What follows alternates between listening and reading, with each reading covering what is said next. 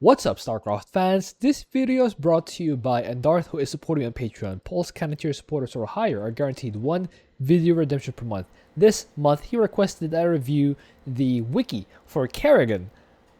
So let's actually start. I actually have Herman in the call with us today. Herman, how are you? Um, I'm good. Yeah, just wake up. I know you're gonna go sleep after this. Yeah. Yeah, it's actually 1:20 a.m. for me. It's actually hard to find people who are awake. Uh, Even the tier lists are getting Yeah. harder and harder to do. My goodness. I actually need someone to help me schedule these things because between these recordings, the regular video recordings, the tier list recordings, and the 2v2 recordings, I'm actually having to ping pong so much around that I basically don't have any stable sleep. And that's not even counting the actual work that I actually have a day job. It's very difficult to manage all that, and my Yeah, wife is I actually know. starting to feel quite neglected because I have to manage so much stuff on top of work that we barely get time to each other. But that's not relevant. We will actually now do the wiki review for Kerrigan. So let's start. Kerrigan is a playable commander in the co-op missions mode of StarCraft 2. Introduced as a commander in the Legacy of the Void expansion, she's controlled as a hero unit during the missions, similar to Heart of the Swarm, and has powerful Zerg strings at her disposal. So that's just straight So facts. that's just We were just yeah, reading the basic description of Kerrigan, which is accurate, I'd say. Moving on. yeah. It's definitely accurate. Yeah. Unit Infested Terran. So Kerrigan, does Kerrigan count as infested Terran, or is she actually just pure Zerg now? Because remember in the Heart of the Swarm campaign, she did go through the primal thing in that mission where she had to stand in the middle of the giant spawning pool, and you have to protect the cocoon for Yes. like 20 minutes. So I'm not sure if she still counts as infested Terran rather than primal Zerg or primal, I guess, uh, uh, primal Queen or Queen of the Blades. And the units she commands are definitely just Zerg. I wouldn't call them infested Terran. They don't even look like Terran. So I would say that Or not. Yeah. race is just Zerg at this point. Just Zerg. Role: attrition warfare, rapid deployment, and hero assault. Do you think Kerrigan employs attrition warfare? Uh, wait, attrition warfare. What does that really mean? Like Attrition attrition? warfare attrition warfare means basically you trade with the enemy. You you Oh, have units, you fight units with some of their guys die, some of your guys die, but you can just replace them.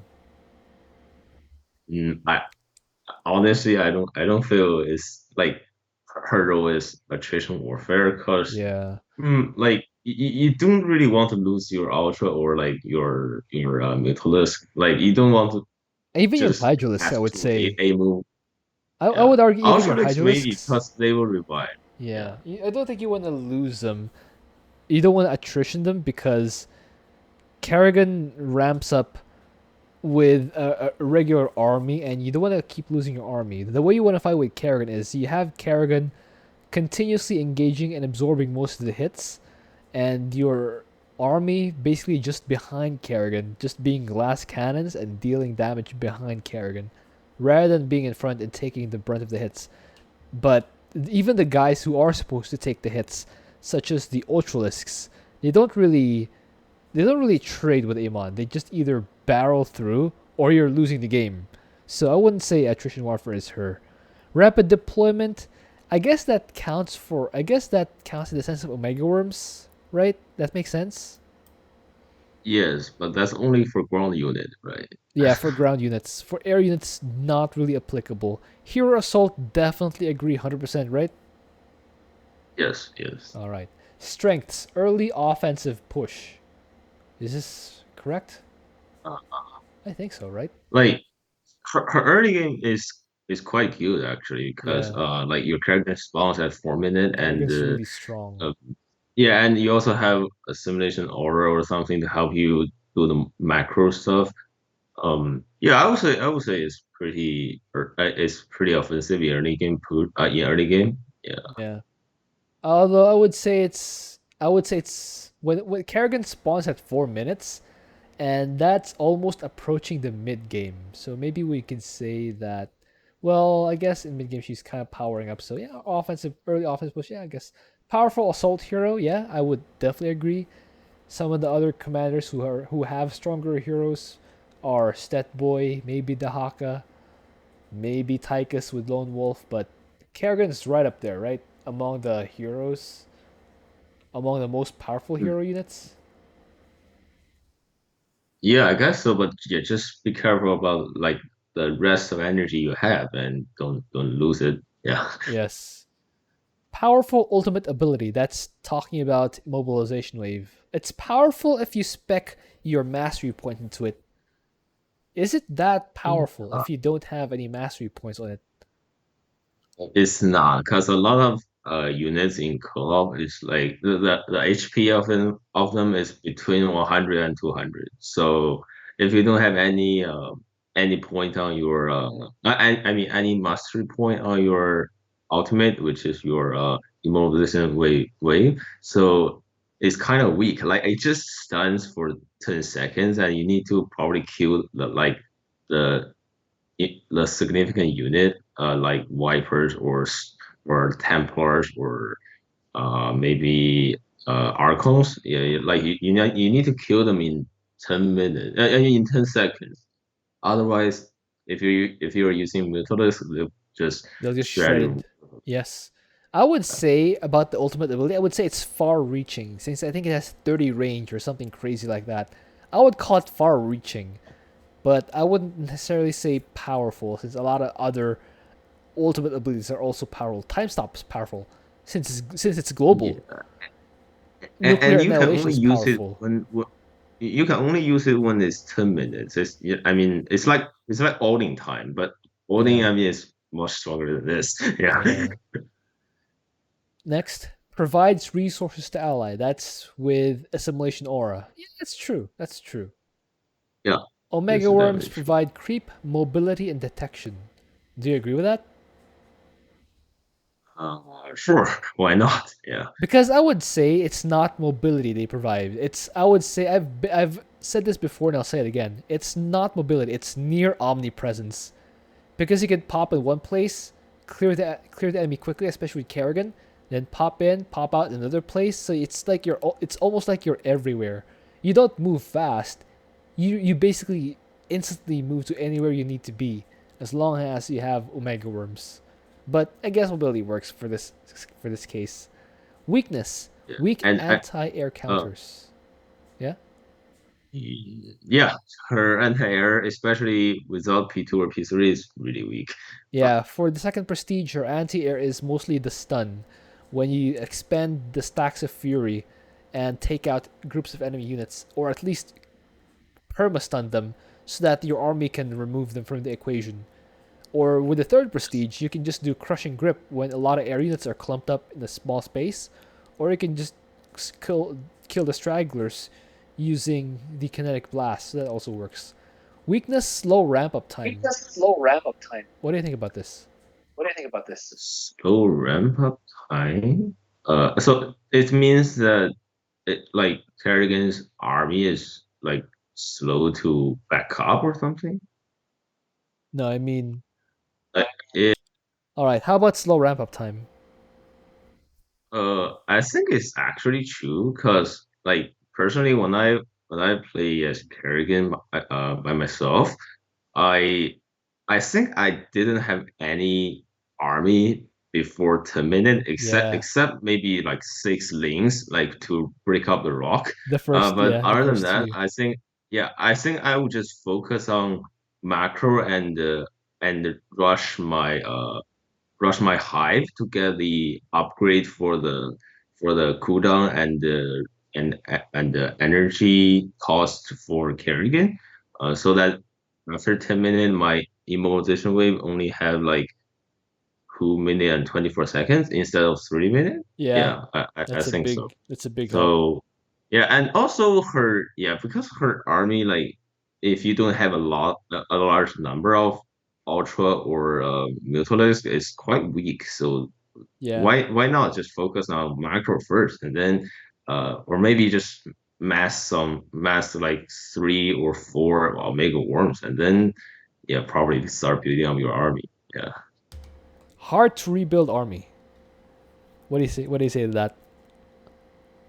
I would say it's true because if you lost all your army, you probably cannot rebuild them really fast. And also, she starts her larva spawns like really slow. So yeah, But you can inject with queens though.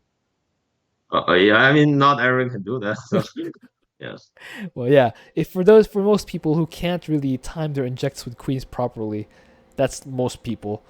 You can't really unless you make a lot of macro hatcheries. I guess what I'd like to do for Kerrigan is to have at least 4 hatcheries producing larvae at the same time. Although that being said, sometimes it's still not enough. Although, if you're at a point where you're flowing a lot of minerals, maybe it does make sense to have maybe 6 to 8 hatcheries, just so you never run out of larvae. yeah. I mean, it's definitely doable. Yeah. 6 to 8 is fine. How about gas starved? I would say if you Arguably, don't have the mastery on the gas cost, is definitely true. Like, definitely true. because Yeah, per unit, like a Mutalix is like 100 and Ultra 100 is like gas. 200, So and you expensive. also need to spend a lot on upgrades. And Yeah, also, don't forget Omega Worms, 200 gas each. My goodness. yeah, per one. Yeah. And those are usually the first things you get since you need a lot of omnipresence for Kerrigan. So there you go. Let's move on. Overview. Kerrigan plays with classical Zerg units, Zerglings, Hydralisks, and Mutalisks. Her mobility is greatly improved by the availability of Megaworms. However, her greatest strength is the Kerrigan hero unit herself. Kerrigan has access to a wide range of abilities that provide the player with strong early game presence, while simultaneously offering them the capacity of improving their economy. Kerrigan's Kerrigan's is an easy commander to play, but does require good micro of the hero to truly excel in games. What do you say to that? Well, I mean, like the first paragraph, I think is true because yeah, like basically you just rely on your hero unit in early and mid game, I would say. And then after you get a larger amount of army, your army will take place. Well, yeah, and but I don't think Kerrigan is an easy commander though. Like I Yeah, felt Kerrigan is still requires a lot of macro as well. and Yeah, micro. yeah, micro indeed. Yeah, And I was about to bring up the I felt it's point. not the easy commander. I Yeah. was about to bring up this point. You might remember this guy called Toxic Spill. He made a bunch of videos and quote unquote guides, or what I would call misinformation about commanders. He actually put Kerrigan at F tier. Like he called Kerrigan very weak. And when I dug in deeper, apparently he doesn't control group his stuff. And although it's kind of really a bad play to not have control groups of anything, it just goes to show you that for players who don't really know how to do high level stuff, Kerrigan might seem really daunting. So I wouldn't call her an easy commander to play, right? It's not really easy though. Yeah, it's not really easy. You kind of have to rely on Kerrigan, and for those guys who really got into RTS, such as myself, for the fantasy of controlling large armies, starting out with one guy, one really strong guy, feels more like an RPG or even a MOBA than a proper RTS, which is why some Or people might feel that Kerrigan is weak because they don't know how to play her properly, which is, I guess, not really their fault. That's the guide. The guides aren't really that intuitive. You kind of need to know where to look. It's like StarCraft2co-op.com or the guide of Team Liquid to know. Like I know Blizzard buffed Omegarms several times just to get people to use them, but I still rarely see Kerrigans really spam out Omegarms on the solo queue, right? yeah, I mean, I like for pop allies, pop Kerrigan allies, rarely to see them. Like they probably like will pop out like um Omega Worms during the fight, but they just didn't use it while the cooldown is off. So yeah, So I wouldn't call her or easy maybe yeah, commander. maybe they just build one in the entire game. Yeah, Maybe we can say, maybe we can say this and use. Maybe we can use this wording instead. Kerrigan becomes easy to play once you figure out how she works. Like once you figure out how the control group stuff works, how Omegorms work. Once players realize, or once players learn how to play Kerrigan, execution execution of Kerrigan is easier relative to other commanders because once you know what to do, like Omega Worms, spamming army, spamming Kerrigan spells, it's not that difficult. Or is it still kind of difficult? I think it's kind of difficult Kind of because difficult? micro is still important. Yeah. Ah. Alright then, so we should just flat out not say Kerrigan's an easy commander to play. We should just cut straight to Kerrigan requires good micro of the hero to truly excel in games. How about that? Yeah, just delete the first sentence. Yeah. Yeah. Yeah. Let's move on. Accessibility, ease of play, excellent. Maybe average, right? Maybe average. Average, no, Yeah, not average. excellent. I would say not excellent. Sub ascension power, excellent. I would say it's awful. Sub ascension power? I think sub mastery definitely bad, but I wouldn't say awful.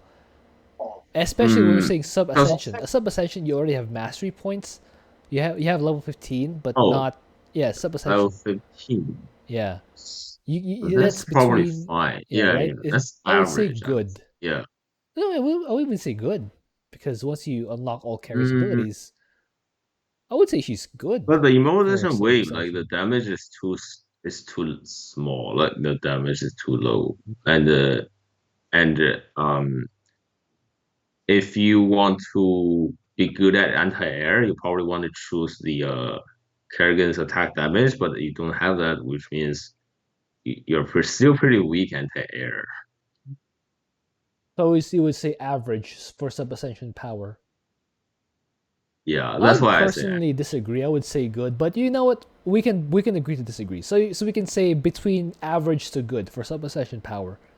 Power okay. level for beginners, good. Mm, okay, this is where you and I will probably agree that she's not very good for beginners, No, no, no, especially not for those good. who don't know how to use control groups or use hotkeys. She would probably be very daunting for those guys who I've seen some of that play that beginners do. They click the command card to use abilities. Like imagine someone who's playing Kerrigan to use leaping strike.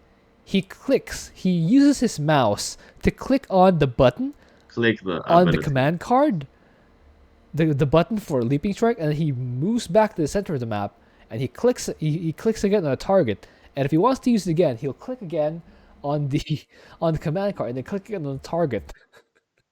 Now that's how beginners Yeah, play. Because yeah, that's how I played this game like 12 years ago. 12 So years ago. Oh my goodness. yeah, it's like when I was like 10 or 11. Yeah, I played like Starcraft 1. Like I use High Templar, like I just click Storm and then click the Grok. Yeah, Yeah. beginners will not get the idea of just spamming Omega Worms because you need to have control groups to be able to use Omega Worms. The Omega Yeah, and networks are all the I way back in also the do not base. know hotkeys. Yeah, that's me So like I would 12 years ago. say power level for beginners is somewhere between poor to average. Yeah, 4 to average. Yeah. Yes. For veterans, power level for veterans, I would say good, right? Good. Very Yeah, good. good. Not Well, excellent not because excellent. she's not really strong. Yeah. So, I would say good to very good. mm, good to very good. Yeah, because for the longest time, even before Prestigious came out, I see a lot of missions, very difficult missions with a Kerrigan solo. It's almost universal that there would be one Kerrigan solo of each of these. Like even before Prestigious came out, I would say average, or I would say good to very good for veterans. Okay. Yeah. Early game strength, excellent. Uh, It's hard to give her an excellent for early it's game strength because when you have classic mech yeah. on Rifts to Core Hall, that's the classic example. Classic mech on Rifts to Core Hall. You pretty much your response is pretty much pray that you have that you're able to hold on for dear life, or you have an ally who can carry Yes. you through And that first wave. Because Kerrigan spawns at yeah. 4 minutes, and on a lot of maps, the first wave hits before 4 minutes. So, well, it's not bad. Like a lot of commanders will have trouble for that, but I wouldn't call that early game strength excellent. Maybe good, right? Yeah, good. Not excellent. You need to survive before. I mean, you need to survive until 4 minutes. Yes. Yeah. Ease of Uh, macro, good. Maybe average. good. Average. Yeah. Not good. Yeah. Yeah, for commanders who have ease of macro, I would look to guys like Zeratul, like Tychus, like Nova. Those are good guys with At extremely least good they don't macro. need to build Overlord. Yeah. They don't Yeah, need to build supplies. she Yeah. needs to build Overlord, so yeah, I would say Yes. average. Ease of micro, excellent. Hmm. Uh, Not really. I would I still think say like that when you're microing Kerrigan, all you really need to do is spam her abilities. So, while excellent is a stretch, I wouldn't hard disagree with excellent. I would say very good at least. okay. Yeah. Very good makes Yeah, sense. very Like good. Like as soon I as think the you, hardest part. Yeah, the hardest part is just like when you are like RPG like soloing with Kerrigan like in early game, you yeah, just need to know like when to run away, like when to leave, and probably yeah, use queens to transfuse. Yeah, yes. Mutation versatility, excellent. Hmm. really? I don't feel that. Uh, So average. yeah, I like think she's a maybe victim of she's power scaling. Right around, at least before the time Dahaka was released, I think this would be true before Dahaka was released. But since then we've had Dahaka, Tychus, Zeratul, Stetboy, Arcturus, she kind of just got overtaken because of the power creep, right? yeah. You just didn't So, mention high order. well, I'm not gonna say Okay. untruths, Yeah. but yeah, I would say average for mutation versatility, right? Yeah, I would make sense because she's pretty good against environmental mutator, I guess, because Yeah, your Omega character has like Worms, 1,000 HP. nice. Yeah. So And would you Omega Worms. say above average or good, or just really average? I think Because average. Yeah. yeah, ramp up speed, excellent. Wait, this kind of contradicts her description. Let's go back. Weakness, Slow slow run. ramp up time, and then here ramp up speed, excellent. Oh my goodness, Subsurin, get in here. Contradictory in the own article. That's the weakness of that's really one of the weaknesses of having a wiki is anyone can edit it and people just edit different parts and you really need people who will review the whole thing to make it at least internally consistent and for a game with so many game modes and especially a game mode with so many commanders, maps, mutations, there's so much to maintain. So, at least that's our job to point out where things are not quite internally consistent. So, Subsorian, get in here. Game unit. As a hero unit, Kerrigan is devastatingly powerful and grows stronger as upgrades and talents are unlocked. With her attack damage, attack speed bonus maximized, especially Psionic Shift, Kerrigan can quickly tear through large numbers of weak enemy units, and Leaping Strike can strike down tougher enemies. Leaping Strike allows Kerrigan to quickly leap into engagements and retreat if overwhelmed, and her ability to leap up and down cliffs makes her very mobile. Overall, Kerrigan's biggest weakness is severe lack of crowd control abilities. Really? That's her biggest weakness? And vulnerability to a large number of... there we go. Vulnerability to a large number of enemy units. While her basic attack and related bonuses allow her to hold off handfuls of air units, She simply lacks the control or DPS or damage output to handle large forces such as Leaping Strike or Psionic Shift. Only affect ground units. This is before Prestige, I think. When faced with a substantial enemy ground force or air force, Kerrigan must use Immobilization Wave, again, before Prestigious, to stun them and destroy them while they are immobilized. Otherwise, she had best retreat.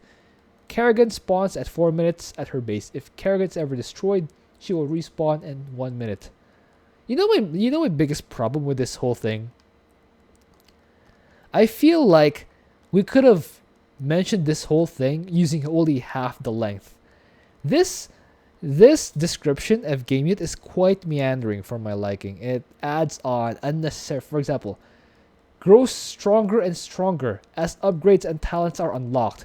I would instead say, and grows stronger after unlocking upgrades. That just says the same thing, but with fewer words. That's it, I think, right? But anyway, regardless of form, how do you feel about the substance of what they're saying? Like lack of crowd control. Yeah, this is definitely before Prestige. But definitely before Prestige. Because P2, P3 they have good crowd control. Yes. And I definitely agree with it says vulnerability to large number of Air units. enemy air units. Yeah, that's definitely true. I think this is mostly accurate. Mostly correct. Yeah, mostly accurate. Yeah. Nothing really stands out aside from the obvious. This was the obvious feel that it was written before Prestigious. So if you're using Prestigious, this might look a little different. Still powerful. I wouldn't say devastatingly powerful since that way exists, but powerful. And yeah, she does grow more powerful as she gets upgrades. She does tear through large numbers of weak enemy units. That's all true. That's all true. Although the ability to leap up and down cliffs is a little bit misleading to me because you need Leaping Strike to be able to go up and down cliffs. She doesn't do the raptor thing of just hopping up and down cliffs anytime she needs to. She needs to use Leaping Strike. That's pretty much it, I think. Right? Mm-hmm. Yeah. Moving on. Kerrigan is a versatile commander in terms of build, positioning, role, army composition that overall contribute to mutator resilience. This is probably before stuff like the Haka came out. Player can choose between hero build and army build. That's true. This part is true. Players can quickly reposition using Omega Network. I feel like this was written by a non-English speaker. Player can quickly reposition using Omega Network. Like this guy doesn't like plural nouns. Player can choose between defending with lurkers and attacking with Ultralisk. Player can choose different army compositions. Like cheap versus expensive army, ground versus air army, melee versus ranged army, stealth units, or even moving towers supported by queens. This is so funny. I think this is mostly correct, right? I don't see anything that I disagree with. Yeah, like if you go with like hero build, so like That's means like with Kerrigan, mass queen like, at the base and mass queen. Yeah. Just the way And the mass hero queen build for works death. is you just make a lot of queens in your base. You make a lot of mega worms. You pop out Kerrigan when she's low, pop inside the network, look back at your base, pop her out of the Omega network, select your control group of queens, and just spam transfuse and Kerrigan until she's back at close to full health. Move her back into Omega Worm, then move her back in the front, where we hope that her Omega network is still alive, and then just resume the carnage. That's how you do the hero build. Let's move on. So this is the first mastery set. A Kerrigan attack damage, non-Fury versus Fury. Full points in attack damage significantly increases Kerrigan's effectiveness versus air units, which are Kerrigan's greatest weakness. Energy regen is better against certain ground enemy comps, but this options, see, this is definitely written by a non-English speaker. This option requires more Kerrigan micro to achieve the same results. Alternatively, certain splits can be taken. Hey guys, in case you were wondering, I'm not a native English speaker, so I know. I know what non-native English. I also know this. Yeah, so yeah, Herman and I were both non-native English speakers, so we're allowed to make these jokes. You guys are not. We are. uh, where was I? Alternatively, certain splits Certain skill. Yeah. can be taken to offset Kerrigan's energy drain while giving her enough damage to efficiently destroy areas. 22 and 8 hits a breakpoint that lets her 3-shot early Banshees. 20 and 2 lets her 3-shot Mulisks, while 8 and 22 lets her reliably 2-shot Mulisks and 3-shot Liberators. The Solid Queen Prestige, oh here we go, there's some Prestige action, should always use energy regeneration, as this Prestige makes her much more energy hungry and can hit areas with its abilities. Okay, yeah. What do you think about this one? Yeah, it's definitely true. I mean, like I think I mentioned before, like Kerrigan attack damage increase her effectiveness versus air unit a lot. A lot. Yeah, that is a lot. And you just use your energy on ground unit, right? Like you just keep dashing and then you just basically attack your the air units. So you want to makes focus sense. Kerrigan on anti-air using. All right, that's fair. Let's move on. Yep. Reduced combat Vespene gas cost. Augmented immobilization. Immobilization wave change is usually the better choice in most maps. At full mastery, it deals 200 damage, which can kill most units, especially against Zerg. With only a 144-second cooldown, it is an extremely powerful ability. Using immobilization, popping an Omega Orb, and then unloading army will guarantee. This is almost good, but I can almost guarantee that this is incorrect because of the word guarantee. You can't guarantee an entire area. You can say almost guarantee, but not guarantee flat out. Kerrigan's mineral dump are slightly inferior to units costing gas. Yes. Hence, 30 points in Vespene gas mastery would greatly reduce a situation where Kerrigan would need to pick the lesser alternative in mineral dumping. For optimization, 19 and 11 split. In immobilization, Vespene gas masters are ideal for mass Hydralisk Ultralisk build. This split provides you with 163 damage splash nuke, hitting a breakpoint that lets you one-shot key units such as Banshee, Stalker, Stormhost, and Siege tanks. Other useful splits are 13-17 and 25-5 to get over 140 180 damage respectively. Note that 1 point above the apparent threshold is necessary due to a rounding error in damage calculation. Not anymore! Not anymore! This bug is fixed. Not anymore. Not anymore. You can go full immobilization wave mastery and take out 200 health units. And that's amazing. Yes. Now, Subsorin, go ahead and update this. It has been fixed. So, as for the rest of this, what do you think? I mean, like, yeah, most of the time we definitely want the immobilization wave mastery. Yeah, it's pretty good actually. Yeah. The cooldown is only like 2 minutes, a little bit more than 2 minutes. So yeah, and Just because. yeah, I mean split point in this mastery choice. I don't really recommend it. Like if you go with like if you just do it in a pop games or something, and if you know like the AI you're gonna fight before you enter the game, like let's say in Maguro map, you can definitely split, so that you can like ramp up your army like a little bit faster, yeah. But I think it's generally preferable these days, the current meta at least. It's generally preferable for a Kerrigan to just fight with the hero unit and try not to lose. Just slowly ramp up your army and try not to lose whatever you have. I think that's the way Kerrigan is played. You don't trade with Amon, especially since the armies are, Amon's armies at least, are better equipped to fighting regular units like Hydralisks and stuff. So you kind of want to have them constantly, just have Kerry constantly fight the waves and just let the army be clean up for buildings and stuff. Mostly. Yeah, and Amon's army is also free, so Yeah, your army is not. You don't want to trade. So Kerrigan is not an attrition commander. Definitely not. Let's move on. Expeditious evolutions. Faster and cheaper upgrades for Kerrigan and her army work great, no matter what the strategy is. Ability efficiency, upgrade at full points becomes, well, yeah, that cost. It allows the player to fully double upgrade everything, including all tech patterns at accelerated rate much cheaper cost. This mastery can always immediately queue up all research once tech structure is ready. I think the other one's more. I think the other one's better, right? The other mastery. I think The it's other, Kerrigan yeah, the attack attack speed and speed.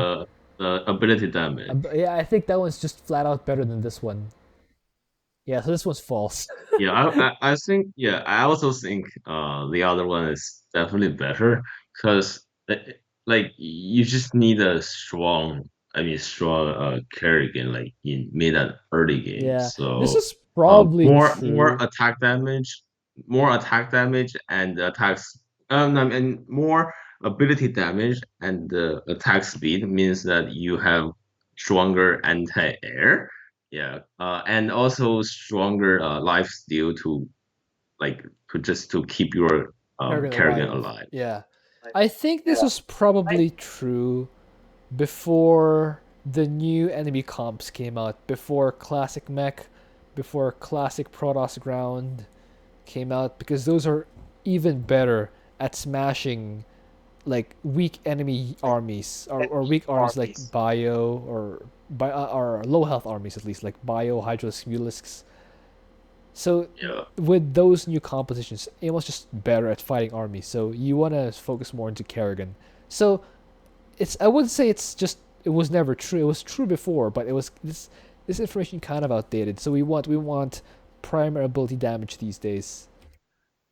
Next, so I kind of just I kind of just copy pasted the whole thing because it's this thing is one giant paragraph. So I had to cut them up. okay. Let me there we go. Oh, let me see if I can hold on. Uh,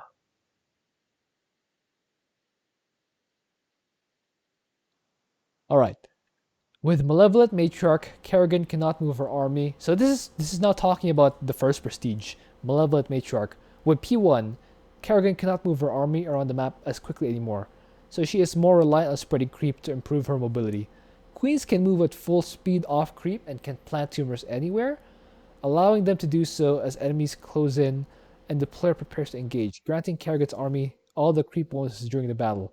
This ability also allows queens to spread creep faster and easier, since they don't need to wait for it to expand from other tumors. Since the player can now bring queens with their normal army, their transfusion can improve the staying power of Kerrigan's army in large battles. Healing your Ultralisk and Broodlords and Kerrigan herself if needed. This prestige is difficult to use on maps where the enemy will have large presence detectors to push back the creep. Also on mutators, environmental mutators, very difficult to use it there. And approaching armies with hybrid detectors in particular. Kerrigan will also be slower to retreat and react to ambushes with her Omega Worms to provide instantaneous transportation, and also her detection. You will need overseers for this, which suck. Overseers suck. Since air units do not benefit from creep, this press naturally has little effect on Kerrigan's air units, though Kerrigan herself will still benefit from the creep spread. Maps that are inhospitable to ground-based armies may lessen the appeal of this prestige, and if the players being defensive, objective points are close together, the benefit of increased creep spread is moot, and the prestige acts as a raw buff to Kerrigan's army. So, what do you think about the first prestige as it is described here? Um, I think first prestige is just for it's just for leveling up, like before you have the Omega Worm. Yeah, like it, but specifically for here, I think like it definitely in, improves the creep tumors and also the mobility of wings because they can just walk like really fast. No. Um, but I think there is still a bug that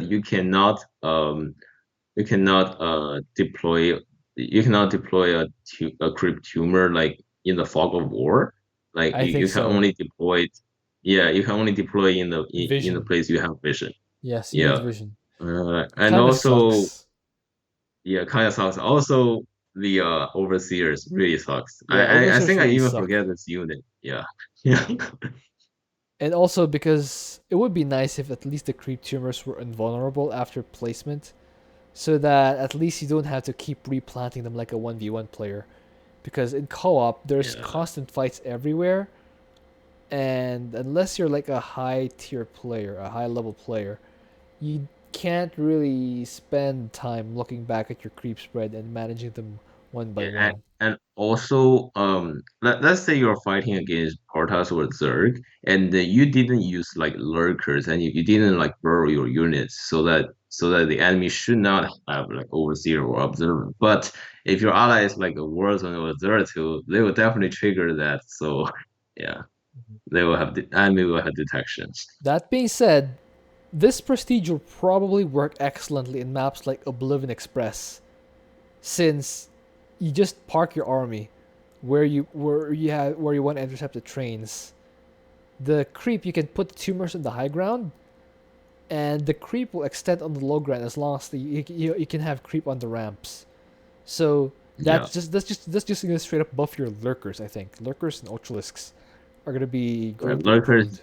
lurkers are like tanks. Yeah, Minor evac, you can also use this. You can also use this as minor evac, since A, you're defending ship spawns, so you can just put tumors there, and B, because there's not a lot of strong anti-air and minor evac, you can just siege your overseers. They'll be fine. Yeah, minor evac, maybe another good Temple one. Past. Maybe Temple Temple of the Past. Past. Yeah.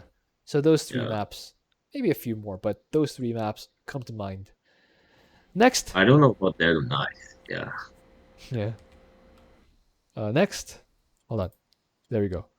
Folly of Man gives Kerrigan terrific burst damage on her abilities. Leaping Strike and Psionic Shift can kill larger groups of enemies, but and Loss of Fury will be negligible since Kerrigan attacks swiftly already, letting her rebuild her stacks and recast her abilities in rapid succession. She excels at fighting groups of enemies that will be decimated by her abilities, but she can be vulnerable to use with powerful single target abilities, such as Reavers, Battlecruisers, Tempests, and Hybrids. Specifically speaking, the hybrid Dominator with the Yamato thing. The player should be mindful of the enemy comp and using Leaping Strike to take out targets of opportunity before they can hurt Kerrigan too severely. To use this prestige more effectively, the player should allocate Kerrigan's first mastery to increase her energy regeneration. Energy regeneration? No, no, this is that. No, not this prestige. If we're talking about Folly of Man, you definitely want the attack damage. Third mastery may also be beneficial to build fear more quickly. Yes, that one's good.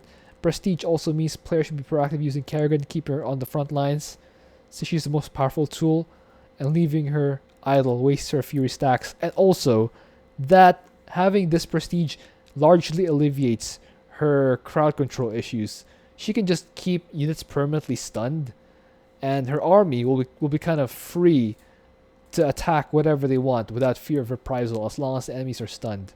So yes, you definitely want to use the attack damage mastery rather than the energy regeneration mastery, since you don't need fast regen, since you need to attack 5 times to maximize the fury, which means that you'll have full energy anytime you attack if you save up your fury stacks. Right, Herman? Yes. Alright. Desolate Queen exchanges Kerrigan's Leaping Strike and Psionic Shift for Kinetic Blast and Crushing Grip from the start of the Heart of the Storm campaign. Kinetic Blast is an all around single target. Yeah, it's a Yamato. With her energy regen mastery, Kerrigan can use Kinetic Blast almost as often as she attacks normally. Crushing Grip's major utility advantage is that it can stun enemies for a few seconds, rendering them vulnerable to Kerrigan's army if they would survive Psionic Shift. Kinetic Blast and Crushing Grip are able to affect air units. Yes, helping to improve one of Kerrigan's biggest weaknesses and allowing her to engage enemy fleets more safely. Kerrigan's major weakness is that she has no easy means of escape from battle. Yeah, kind of, and is vulnerable to getting caught out of position, particularly by melee units that can surround and trap her. Yeah, I guess that's not Yeah. too untrue. She also has much weaker area damage without the psionic shift, as Crushing Grip has a much smaller area damage, less damage, and costs more energy. Kerrigan will need her army to support her more, and she can focus down and stun powerful enemies with Kinetic Blast and Crushing Grip while her army attacks. The improved Assimilation Aura makes it easier to afford expanding Kerrigan's army, so the player should remember to use it before larger engagements to reap the benefits. Mostly true, I think. Yeah, mostly true. Yeah. And yeah, I think, but yeah, with P3 you have more money, so More your money. ramp up time should be faster. Yeah. Money, money, money. I like money. Yeah. Alright. Yeah, very good job on this one. Very nice. Alright, we move on. One woman army. Kerrigan takes the field herself as a hero unit and is very powerful. She has high health, high damage, frequent spells, high regen, high mobility. She alone may be enough to finish the entire game. Yes. She can easily solo the first 10 minutes. Well, not easily, but she can definitely solo the first 10 minutes. Yeah, not easy. Especially between 4 to 10. She can't solo the first 4 minutes because she's not available. Which can buy time to max out economy, upgrade tech, and get a sizable army. Later on, she can cover the deficiencies of her army, like anti-air, tanking, or crowd control. Her leaping strike is best used to rapidly destroy hybrids and other similarly powerful units, and the leaps can also be used to travel quickly. Yes, while Psionic Shift provides crowd control against swarms of light units. Assimilation Aura provides extra money, and its efficiency will improve as difficulty increases because there are more enemies. That's true. Assimilation Aura doesn't really upscale on lower difficulty. I feel like Blizzard should fix that because it'll kind of incentivize, because we shouldn't punish players for playing on lower difficulties aside from the points they get, the EXP they get. If they want to play on lower difficulties, the game itself should still cater to them, since they chose easy. So Yeah. I think at lower levels, Blizzard should add more resources dropped for Assimilation Aura. That's, I think, one of the feedback we can give Blizzard. Anyway, short cooldowns should be used frequently, especially when engaging large numbers of enemies. This is huge. A lot of players don't really use Assimilation Aura as frequently as they should, myself included. Earlier during the game's lifespan, so Assimilation Aura should be used pretty much every time it's available. Immobilization Wave will allow her and her army to attack bases or face dangerous waves safely. It also has a short cooldown of 3 minutes. With improved capacity efficiency, it will only have a cooldown of 2 minutes 24. Can be used frequently. Yes. As Kerrigan levels up, her more abilities and upgrades become available. Some requiring mutating at the evolution chamber. Yes. All these should be mutated as resource. Yes. Since good use of Kerrigan is critical to success. Early resources can be dumped into Omega. Yes, absolutely. To provide more teleportation point for Kerrigan, and to buy time against an army while Kerrigan is unavailable. Yeah, all of this is true, I think. Yeah, absolutely. Yeah, everything. and also Omega Worm provide mobility for your ally, but it depends on your ally use it or not. So Yeah, especially if they're focusing on an air fleet. One thing we hope would be mentioned here was the playstyle we described earlier, of just having Kerrigan solo the map, pop back into Omega rooms when she's low health, and getting transfused by mass queens when she teleports back home, and then she can just pop back out and fight again. That's one thing that we would like to be mentioned when we say one woman army. sometimes, Yeah. sometimes I would rather let Kerrigan come back home to transfuse. Sometimes I just let the queen to go to the front line and transfuse Kerrigan. Oh, that'll also work. Well, Kerrigan is fighting. Yeah. That'll also work. Unless you get surrounded, then it'll be really bad. But yeah, if you can get queens and not get them surrounded, that's one of the viable options you have. Yeah. Of course, if you choose to do that, you have to take note that you still have to use Kerrigan spells while you're transfusing with queens. You need to have fast control group switching and hotkey using if you want to do that. So you have been warned.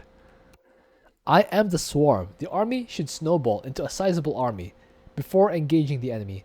Small army, especially Zerglings, would die a lot which delays the snowball.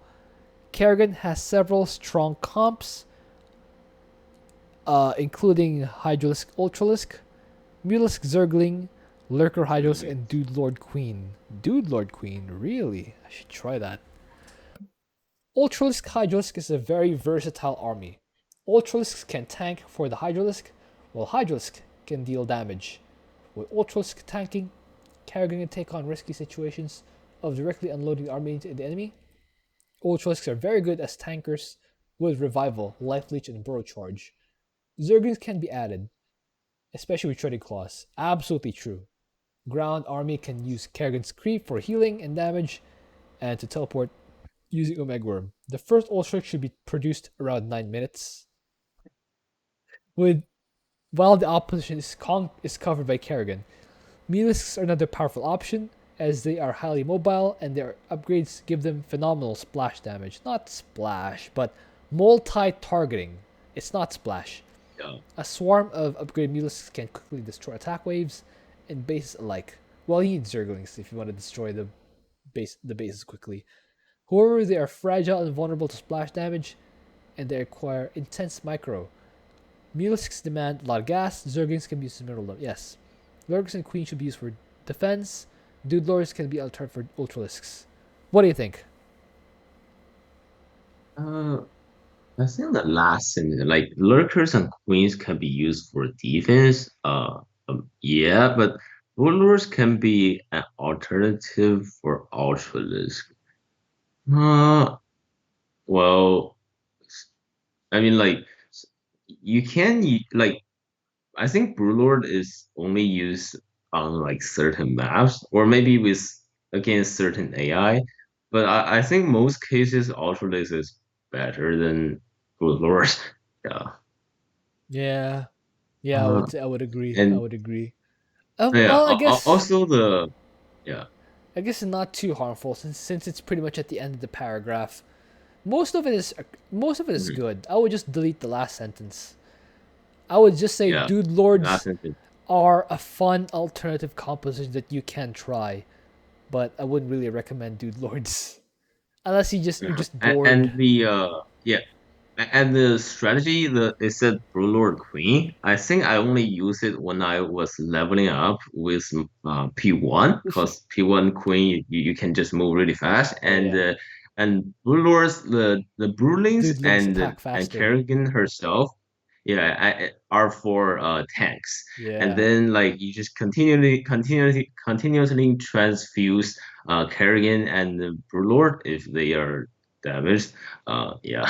yeah. But I would not say it's a good strategy though. So I use the mean, first two for regular or brutal, maybe it'll first still three. work. Yeah. For regular brutal, it'll Oh still yeah, yeah. work. And that's true. That's true. That's true. That's true. All right. Not the best, but it'll still work. Let's move on. We are Yeah. everywhere. Omega Worm is among the defining strengths of Kerrigan. Omega Worm provides there we go. Provides near instant teleportation without cooldown for Kerrigan's ground army. This reduces the necessity of splitting, allowing a greater concentration of force to overwhelm the enemy to break through with less breakthrough is not a single word here. With less casualties. Omega Worms can also provide vision and is a durable beach shield with 1000 health, supporting the strategy of mobile defense. Omega Worms serve as detectors, yes. Detectors don't need to be capitalized. Letting Kerrigan forego the more vulnerable overseers, Omega Worms provide malignant creep right at the doorstep of the enemy, obsoleting the use of queens to spread creep, building at least one Omega network at each base is recommended. At least one? Yeah, minimum, but I would recommend more like two each base. Yeah, two each Hmm. base. Yeah. Yeah, two each base. Hatchery can be routed to Omega Network to rapidly reinforce the front line. Kerrigan's allies can use the Omega Worms as well. Yes. Kerrigan may have the problem surviving the first 4 minutes and may need to rely on ally. Kerrigan's towers are relatively weak compared to Character Swan. I would say, yeah. The last sentence, definitely agree. What do you think? Hmm. Like usually if it's Rift to Core, I just build a hatchery like on the ramp. I mean not on the ramp, but like yeah, yeah, like a head like a halo ramp, so that it just helped me tank and until 4 minutes. Yeah, so like 300 minerals for surviving. Yeah. Yeah, makes sense. Uh. And The Omega Worms, absolutely, nice. 100% agree with the Omega Worm part. Yeah, Omega Worm is pretty strong. Very good, Definitely. very good fight up It this can one. tank like yeah tank for the objectives if they need it. So Just correct the grammar and maybe split it up into 2 paragraphs, then we're all good here. Next, yeah. Artanis. So we're moving on to synergies. Artanis is an effective teammate for Kerrigan. Shield Overcharge and Garden Shell increase the survivability, especially more towards light use like Zerglings. Zerglings love Garden Shell. And also Shield Yeah. Overcharge. To the point that Zerglings will catch the utility of Ultralisks. On higher difficulties, splash damage like Storm and Secret Missile are common from enemies, and Kerrigan's Hydro Storms can be crippled quickly. Garden Shell will protect them from these abilities, and give Kerrigan player time to retreat her Mutalisks so they can regenerate and return to battle. Kerrigan's Omega Worms give Artie normally portable a huge boost, yes. And her creep allows his damages to regenerate health, yes. Kerrigan's Hydralisks clump far tighter than Artanis' Dragoons, and deal better damage, allowing him to forego them for more anti-ground damage or spellcasters. Artie will still use Dragoons, but this is mostly right. Kerrigan Yeah. loves And having shield overcharge, right? yeah. I remember there's a mutation called binary choice. Like I think the best option is these two commanders. Ooh. Yeah. Binary choice, is that the one with Poopagators and Killbots? Or No, that's double that's trouble. I double mean trouble. the polarity and the void reanimator on Oh yeah, mobile yeah, player. yeah, yeah. Yeah. Yeah. Let's move on. Carax is an effective teammate for Kerrigan. Chrono accelerates the mutation speed of Kerrigan's higher tier units, so basically makes her build faster. Many upgrades need to be effective. He can also use Colossus and Mortals to support Kerrigan's units. Yeah, it's true. Energize with Chrono Beam can rapidly buffer stronger units. The Chrono Beam can also be used in Kerrigan herself. Kerrigan can also defend with better towers. Very true. Not much else to add. But I think if this if you want to make this make sense, Carax should not use P3. Why? Yeah, like P3 Carax doesn't have Chrono, right? I mean, the rest of it, Carax, even with the third prestige, can still use towers and army. So there we go. Help, yeah, I guess it just definitely. depends on That's which prestige you're using, but yeah. Some of these may not be applicable depending on which prestige Carax is. I mean, say for Artanis, if you have the third prestige, you don't have the Garden Shell, but you do have the Archon dudes, which are also very effective. yes. Let's move on. Vorazun is an effective teammate for Kerrigan. Black Hole can set up enemies for Kerrigan's Hydralisks, and they can combine Time Stop and Mobilization Wave for prolonged stun of enemies. Yeah, you don't stack them on top of each other. You use one after the other. So you have prolonged stun. Vorazun also powers up Kerrigan's Lurkers with their passive talents. Yeah, to debuff or to buff cloaked and bird units. Also to give them the death recall. Vorazun Yeah, that's cool. can make up for Kerrigan's anti-air and detection weakness with Corsairs and Oracles. Really? I think but It's the other way Warzone around. and Hair is not it's not really strong. It's like these two are really similar to each other, like talking about Anti-Air. But for But detection, Warzone have more crowd control, so it might be better, but not like I really think good Anti-Air. I think they should be worded as Vorazun can make up for Kerrigan's anti-air weakness by black holding waves of air units so that Kerrigan can use crushing grip and deal damage to all of them. That's how I would word it. And also, Yes. Kerrigan Uh, Kerrigan can make up for Vorazun's detection problems by using Omega Worms. That's because I would say Kerrigan definitely has better detection than Vorazun with Omega Worms. Teleport to a Dark Pylon allows Vorazun to quickly return to defend allied bases if cloaked cannons are unable to cope. That's true. Anything else to add? I think, but this might not relate to Kerrigan though. But I mean, like for normal Warzone players, they probably didn't have Dark Pilot in control group at all. So Yeah. Oh yeah, well. Let's move on. yeah. Mhm. Alarach is an effective teammate for Kerrigan. She has strong anti-air presence with Hydra. Really? She Oh, doesn't have strong anti-air presence. Let's be real. and maybe the editor just forget the ad doesn't have a strong. Yeah. Alarak provides crowd control as she lacks the crowd control she lacks with Ascendants and Vanguards. I don't think that's crowd control. Ascendants just straight up splash down everything, every single wave. Kerrigan's Raptors and upgrade Thoras can bypass Alarak's Supplicants to get into melee range easily, while Hydralisks fire from behind and Ascendants from behind them. Behind them. Thus, the army synergize perfectly in battle. I What do they even guess. synergize? Like, uh, so it means that like Hydra is in front of the Ascendants to Ascendant. deal damage and tank? I don't think so, right? Like I don't. Yeah, like I Hydra think is really fragile. Yeah. I think I think what this guy is saying is that the tanks are the Ultralisks, the Supplicants, and the Zerglings. The more important units are Hydralisks since they deal damage, but the most important That's it. units are the Ascendants. I think that's what this guy is Oh, saying. But okay. Yeah, that makes sense then. Yeah, that but makes a lot of with sense. Alarak, you can easily switch out the the ascendants for Wrathwalkers or even destroyers, and that'll work just as fine. Havoc support to increase their attack damage and damage to select enemies is also a great benefit.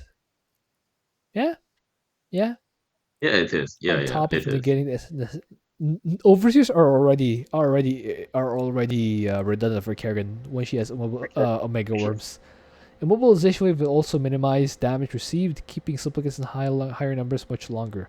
Together, Kerrigan and Alarak can decimate enemies as hero units, especially when both are level 15, at which point all of their ability cooldowns are either super fast or non-existent. Omega Worms are also a perfect alternative for rapid army transition without definitely teleport units. One more thing that wasn't mentioned here. What do you think that one thing is? Hmm. Not sure, but I do have one thing want to come on, like we want to talk about is that I think the biggest synergy for this two commander is the really powerful early game, so that you can maximize the usage of assimilation aura to get more money. Oh yeah. Yeah. Actually, what I was gonna say is, you can Mhm. overcharge Omega Worms, so you don't have to bring a War Prism if you're Alarak. Oh yeah, yeah, that's definitely a synergy. Yes. That's the strongest synergy I can think of between them, like the actual synergy. Anyway, let's move on. Phoenix and Kerrigan have mediocre synergy. While the resource boon helps Phoenix, the larger gate for Phoenix's army is usually the time it takes for him to construct an army. The larger gate for Phoenix's army is usually both have strong early game and rely on Hurius to take early waves with Kerrigan having a bit more reliable defense against air. Really? Benefits of Really, Phoenix's I don't think so. Yeah. Yeah, the Dragoon suit is very strong anti-air. The benefits of Phoenix's recall overlap with Kerrigan's abilities Omega Worms for full map mobility. In the late game, two armies work great. Zerg's and Ultralisk are able to soak damage with Phoenix's larger army of Colossus carries or derps, or Immortals can choke up enemy attacks. Immobilization Wave allows Phoenix to push into tough positions and wipe them out with ease. This is mostly true. What do you think, Herman? Hmm. Yeah, I would say mostly true, but maybe like I didn't really get the point. Like, did the editor want to say that Phoenix is also bad at anti-air, so they can probably make up with each other? I'm Uh, not sure what I think the editor just really uh, is trying to think of ways that Phoenix and Kerrigan support each other without thinking of how Phoenix requires energy to mass recall his army, whereas Omega Orbs are basically free. You can just teleport anywhere without having to spend energy on it. And also, conservators would do a fantastic job of preserving Kerrigan and her army. My goodness, conservators, use them if you're Phoenix, right? mhm. That's not reassuring at all. You want to use Yeah, conservators, right? yes, yeah, conservative, yeah, definitely. You And should definitely use it like to provide damage reduction.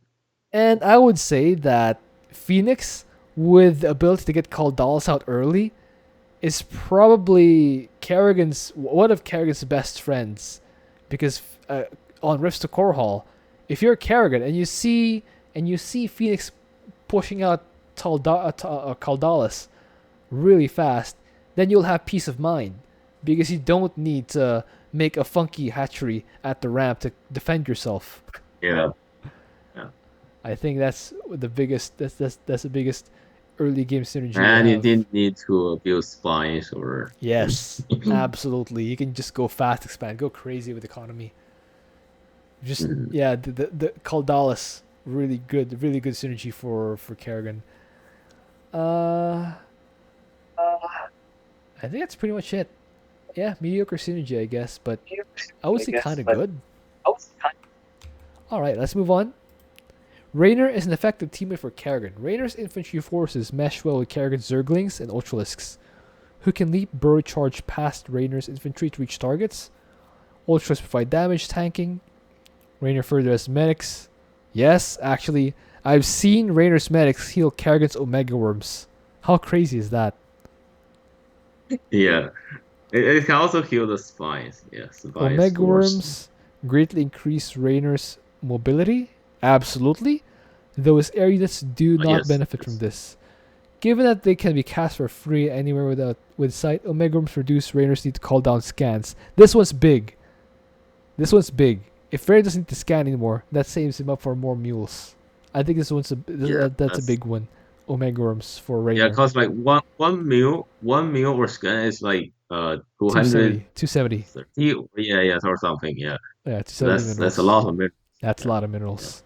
Freeing up orbital energy for more mules. One more thing is that the appearance point defense drone really helps Kerrigan survive, especially against stuff like banshees and marauders and those projectile stuff. Just point defense just from that Yeah. period.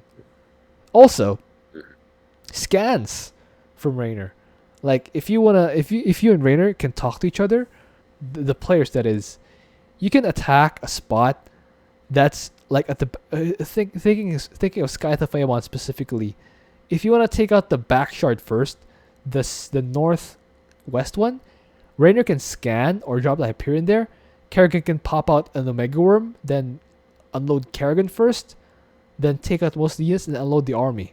So you can kind of shortcut to the last objective, make it easy, make the rest of the map easier for yourself.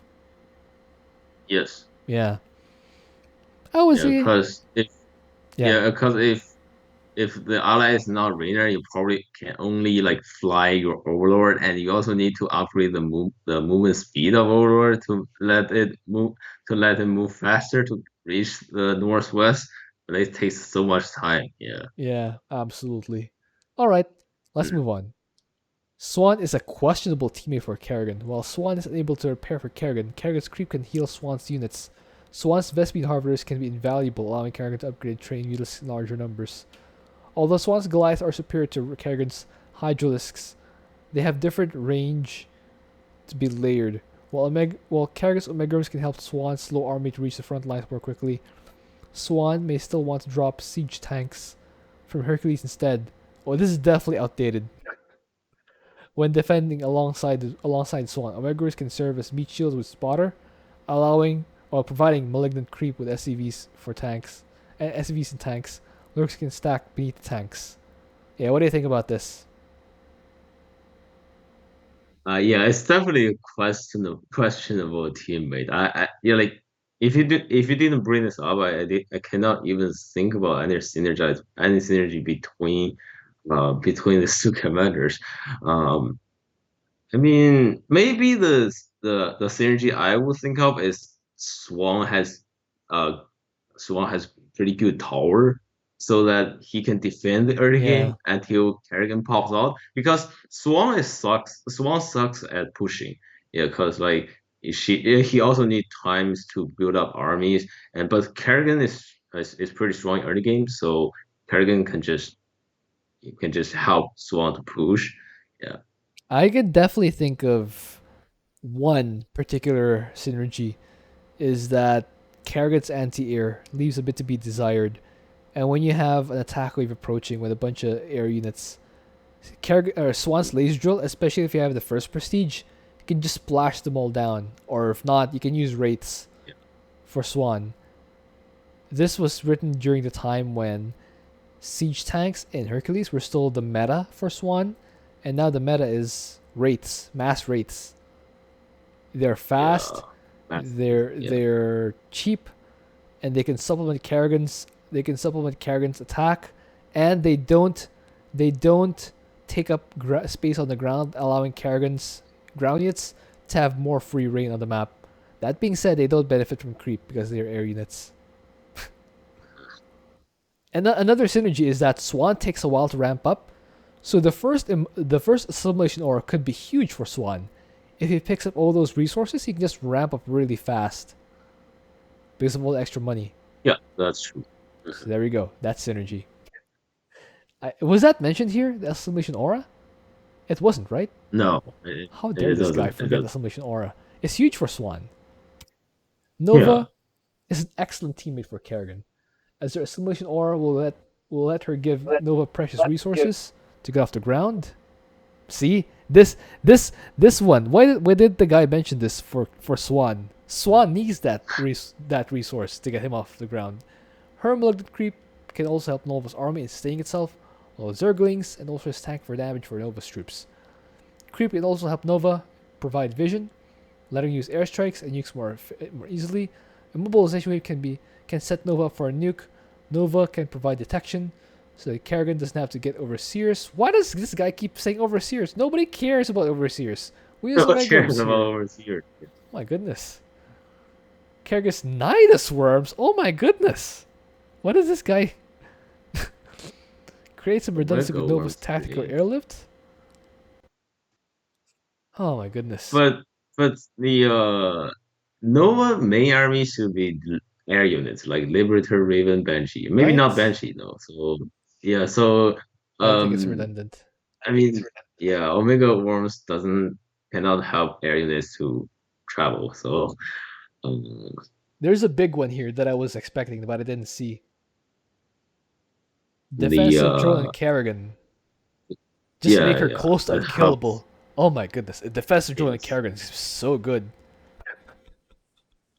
It's like 25 energy for 200 shield. Yeah. Right? That's insane. That's Yeah. insane. That's insane. Yeah. That should be on here. Airstrike definitely good for airwaves to help Kerrigan. Ravens or Ravens as I like to call them can also heal Kerrigan. Really good. Yes. Transfuse And from Queens. I Although also think the what's that called? The Liberators like basic attack versus air is definitely better than Kerrigan's anti-air. that's Yeah. pitiful. That's sad for Kerrigan. Oh well. Yeah. All right, let's move on. I would say excellent team. I would say pretty good teammate. Yes. Pretty good teammate. Hot and Horner and Kerrigan have moderate synergy. Kerrigan is strong early in mid game with Hero. Han's mercenaries can help tank damage as she operates, as well as clear out any rocks needed to expand. Assimilation Aura allows Hot and Horner to start deploying Hornets quicker, allowing him to transition to late game faster. Kerrigan's frailties die often, ensuring that she can take advantage of Hot and Hornet's scrap resources. Megorms gives him power to mirror Han's mercenaries. Most of Hornet's forces have tactical air jump. Doesn't do as much for Hot and Hornet's other commanders. Mm, Hmm. I don't think they have a lot of synergy at all. I Yeah, guess the anti-air because stuff. Kerrigan doesn't trade with the enemy with enemies, so Yeah. the resource thing is not big for Kerrigan. Swan is better synergy with Kerrigan than this Haunted Horner. I think. Uh, what do you mean who else with Kerrigan? Or Swan and Kerrigan have better synergy because the gas drones. yeah, oh, Small. Yeah, yes, yeah. Yeah. Gastron is definitely better. Yeah, and Yes. the laser drill slowing down enemies, the wraiths not taking up space on the ground. And I think Haunted Horner has pretty bad synergy with Kerrigan. I think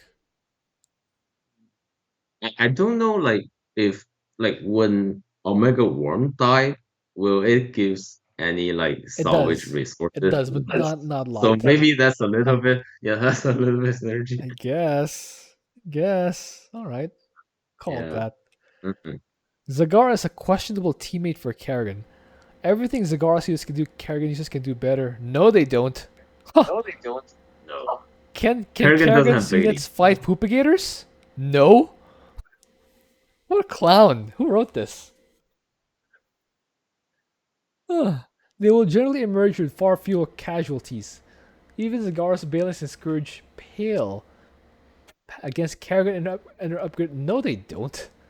Balance are really good spawn campers. Yeah, baiting and Scourge are really good. Maybe not Scourge, but baiting is really good. Scourge, Yeah. you need to watch out like Balance. AoE stuff.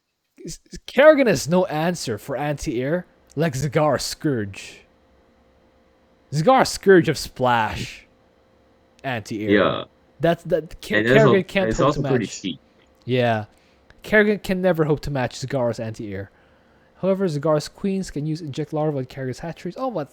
They use the most terrible examples of synergies. Oh my goodness. Booty.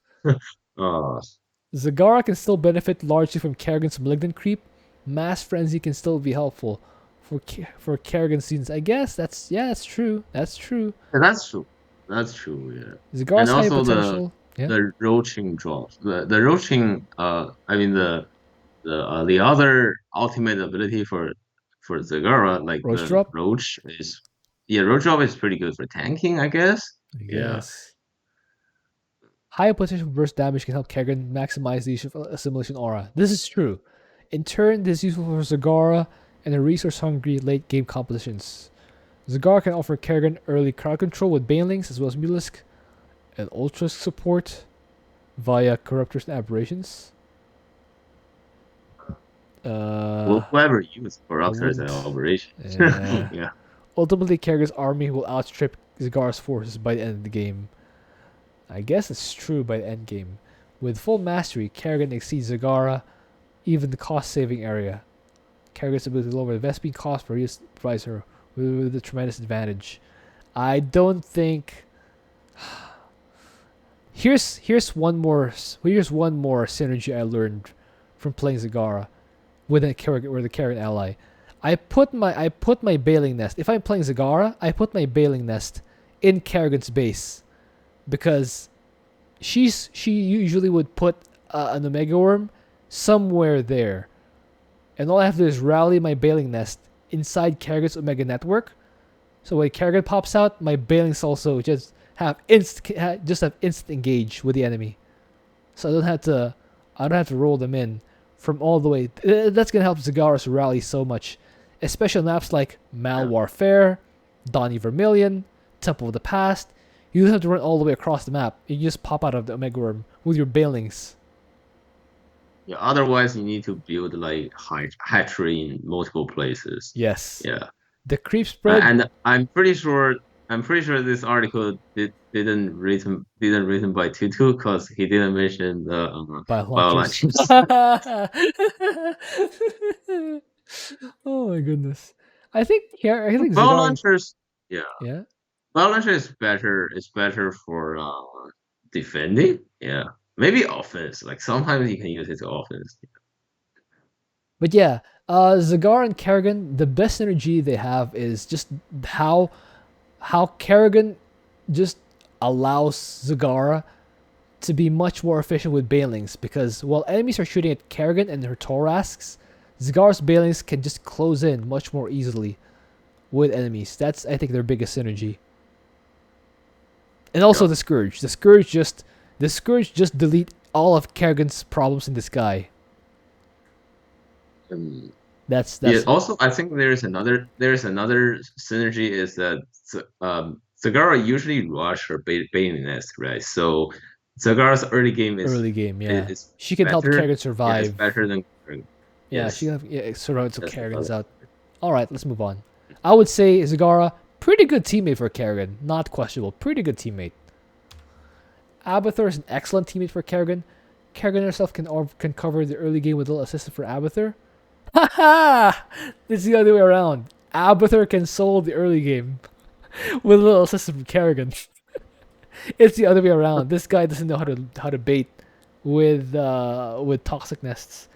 This allows Abathur to spend resources on tech rather than focus on early game defense. What do you mean early game defense? Abathur's early game offense. Kerrigan's Sublimation Aura, The best defense is offense. Yeah. right? Kerrigan's Sublimation Aura allows Yeah. Abathur to gain large resource boost. Malignant Creep can benefit the overall speed and performance of Abathur's army, allowing it to respond to threats faster. In the late game, Abathur can provide frontline army, while Kerrigan from behind. It's also noteworthy that Kerrigan allows for Abathur's Nidus network to be upgraded for Omega. It's not allows, it just instantly upgrades Abathur's Nidus to Omega networks, allowing for better creep spread detection and global transportation of ground units that are not Brutalisks. You know what's missing here? Abathur's incredible anti-air. Leviathans, Brutalisk, Yes. Devourers, incredible anti-air. Devourers. Yeah. And also wait, what's that called? The one transformed from Roach. Brutalisk. Ravager? No. I mean the other one. The Ravagers. Yeah, Ravagers. Yeah. I would make Ravager. I would just go for Vipers. That's the other thing I would mention. Vipers would just Yeah. give so much crowd control, just allowing Kerrigan, even Kerrigan Zerglings, to have a longer survivability because of the disabling cloud. Vipers are incredible. Yeah, I think Abathur, excellent teammate. Yeah, excellent teammate for Kerrigan. Yeah, excellent. Yeah, that's pretty good teammate, I would say. Yeah. Excellent teammate. Stukov is an excellent teammate for Kerrigan. Kerrigan's malignant creep and Stukov's infinite creep greatly augment both forces to close greater distances. Kerrigan's early game dominance allows Stukov to fast track his research. Yeah, this is true. Stukov's late game infested our protective screen for lurkers and hydralisks. Stukov's cooldowns aid quick strikes done through Kerrigan's Omega Worms. Yes. Stukov's mineral heavy forests are greatly supported by Kerrigan's submission aura, mobilization and infested forests that encircle enemy defenses unopposed. Yeah, what do you think about this? Yeah, I think the best synergy is the infested structure plus Omega Worm. Yeah, there we go. Also, you can have a Brood Queen put the Ocular symbiote on Kerrigan so that Kerrigan becomes a detector, which is pretty awesome. Yeah, have more range of vision. Yes. Yeah, that's pretty awesome to have Kerrigan. Also, the what was that? The mech, Stukov's mech, will become even better once they pop out of Omega Worms. Sure, yes. Also, Diamondback's pretty good anti-air. Liberator's pretty good anti-air. Both will help Kerrigan's anti-air problems. Alexander will even mind control anti-air. It helps a lot. Helps a lot. It helps a lot. Siege tanks, very nice. Yeah, very nice. Just artillery from a distance while Kerrigan tanked the front. Yeah, I wouldn't say excellent. Abathur's the excellent teammate. Like, He's very good. Decent teammate, or good pretty to good very teammate. good. Yeah. Mm-hmm.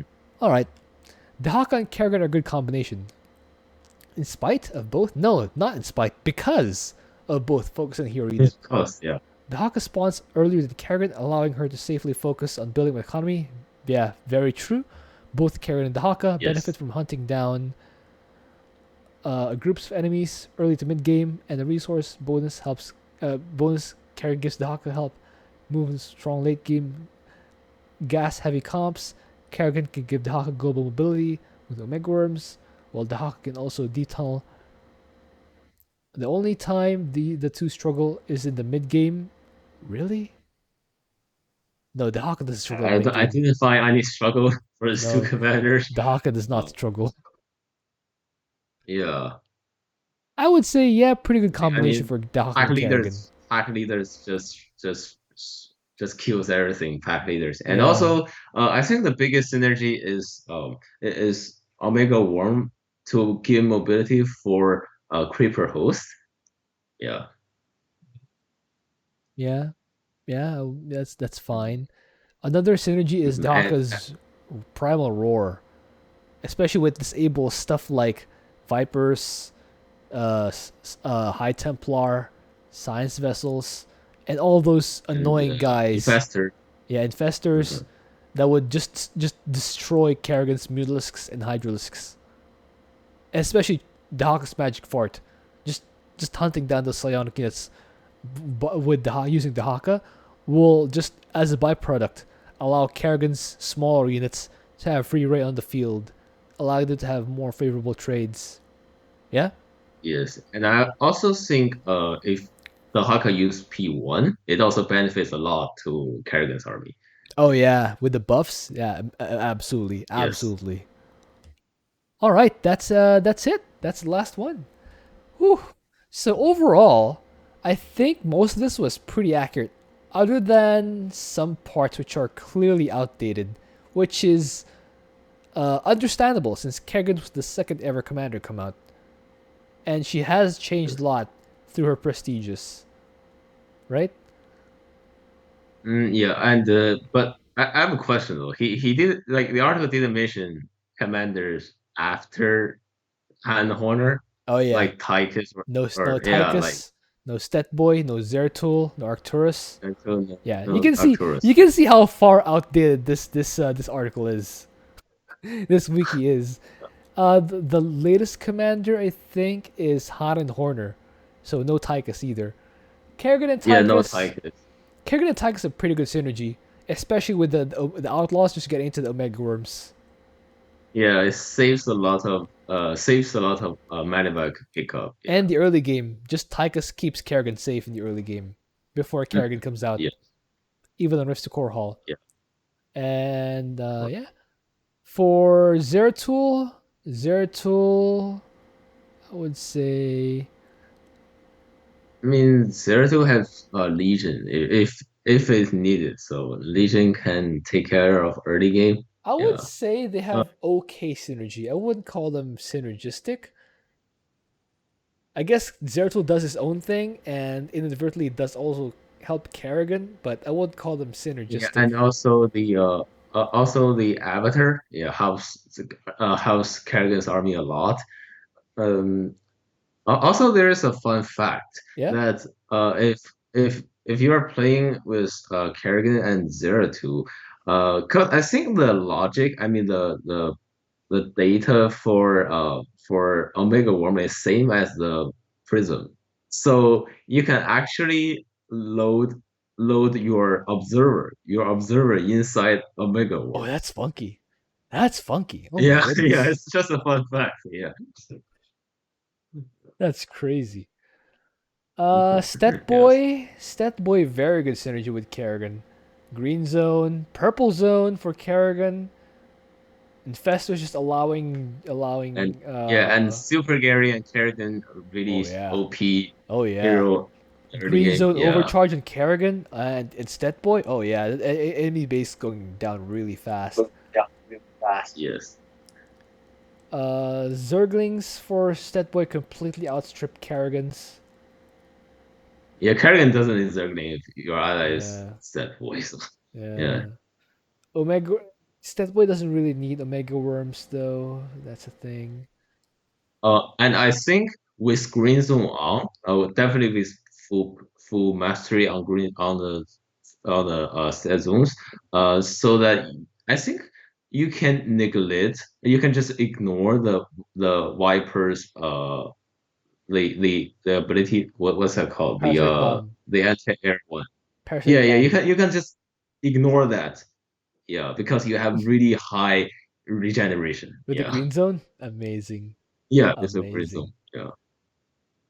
For Arcturus, Earth Splitters, just I I don't think know. basically it's I know. mobility for Minsk army.